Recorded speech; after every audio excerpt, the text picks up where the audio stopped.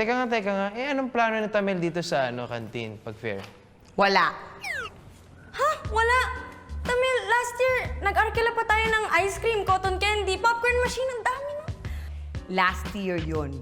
Ngayong taon, serado tayo. Tamel yun. Sarado nga eh. Ganun talaga kapag menopause na. Oo. Yun nga yun. So, may sinasabi ka? Ay, ganun talaga kapag nagpo-post ka. Apo, parang ganun. Yung post. Kayong lahat, ang asikasuhin ninyo ay ang pag-aaral ninyo, lalo na kayong tatlo, yung scholarship ninyo. Dahil kayo, pag bumagsak yung grades nyo o bumaba, ha? Tatanggalin ko kayo. Hindi ko rin kayo papayagin sa lecheng fair na yan. Tsaka for your information, may mens pa ako. Date ko ngayon. Alis na! Layas kayo. Gusto ko mapag-isa. Bilis na. Ang lakas ng date.